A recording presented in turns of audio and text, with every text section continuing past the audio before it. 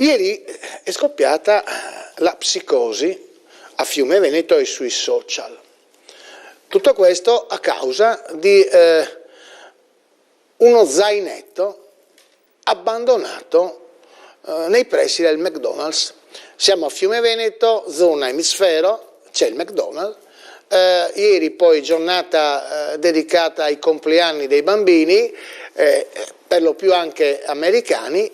È ovvio che una volta vedi un qualcosa di abbandonato, dei figli e quant'altro, cosa succede? Succede che chiami la polizia, ed è quello che è accaduto. La Polizia di Stato di Pordenone ha denunciato alla Procura della Repubblica per procurato allarme un 27enne di Fiume Veneto. In particolare, dopo accurate indagini effettuate anche attraverso l'esame delle immagini tratte dal sistema di videosorveglianza, personale della questura è riuscito ad individuare il giovane quale responsabile dell'abbandono di uno zaino militare all'esterno del McDonald's di Fiume Veneto, che ieri mattina aveva suscitato non poca apprensione, tanto che sul posto era stato richiesto l'intervento di una squadra volante della Polizia Scientifica, degli artificieri e non in ultimo dei Vigili del Fuoco di Pordenone. Ieri mattina alle 9:30 circa, su segnalazione di un cittadino al 113, un equipaggio della volante della polizia si era portato nel parcheggio attiguo al McDonald's a terra uno zaino militare abbandonato. Sono stati gli artificieri a far brillare lo zainetto, che è risultato non contenere ordigni. Però io una domanda me la pongo, no? Perché non può finire sempre tutto a tarallucci e vino.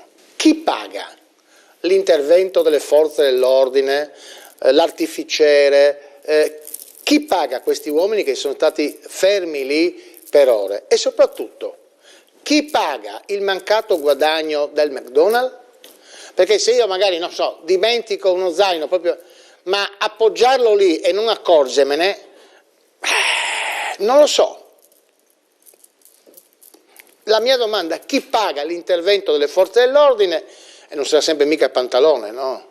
Oggi leggevo sul Gazzettino che le altre regioni italiane sono arrabbiate col Friuli e il Trentino perché non hanno pagato la quota allo Stato per quanto riguarda la sanità, no? E quindi sono venuti a mancare 450 milioni.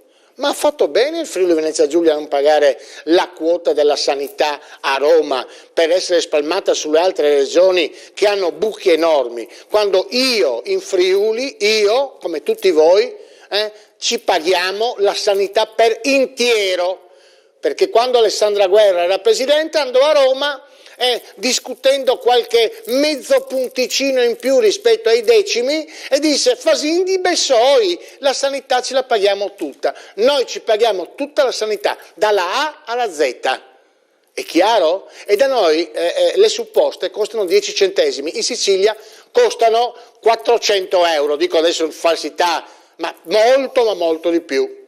A proposito, sono aumentati del 130% in più le persone invalide in Sicilia. C'è stato un boom di invalidi, una cosa incredibile. Chiudo la parentesi, fanno bene a non pagare. Se non ho capito perché devo pagare, dare la mia quota a Roma che sia spalmata su tutte le altre regioni. Ma perché? Se non riescono a tenere i conti in ordine come fa il Friuli, amen, si pagano loro, i loro cittadini. Ma non ho capito perché, capisco anche la Lombardia che, insomma, noi, cara Lombardia, hai la sanità, insomma, più bella, più cara, più bella, no, più cara non so, più bella, si gestisce meglio. Io dico, ci paghiamo tutta la sanità in Friuli Venezia Giulia, cavolo, dobbiamo pagare anche per gli altri, ma stiamo scherzando. Raffaele Padrone, vice segretario nazionale dell'UGL Polizia, e allora? Ben ritrovati.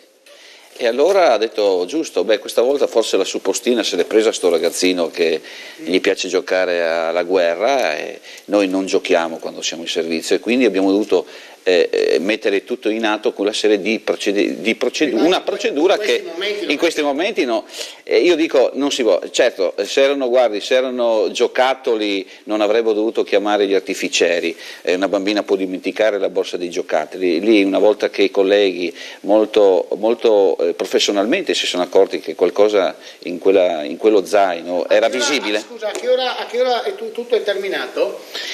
Lì abbiamo dovuto aspettare un'ora perché gli artificieri non li abbiamo a Pordenone, le dico solo che ci vuole un'ora arrivare da Trieste, quindi gli artificieri da Trieste, i colleghi in servizio, i colleghi chiamati da casa per andare a servizio. Era chiusa a quell'ora, quindi non c'è alcun mancato guadagno. Hanno dovuto sospendere sì, abbiamo chiuso noi il McDonald's, non è che hanno deciso di chiudere il McDonald's. Perché qualcuno scrive tanto ma qualcuno sa, direttore, lasciamo perdere. Noi ha dovuto sospendere le prenotazioni.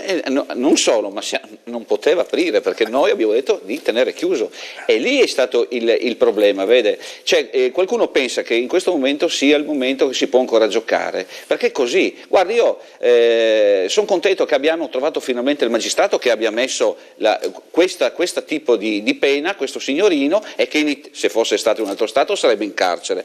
Oggi è stato denunciato a piede libero per il procurato allarme.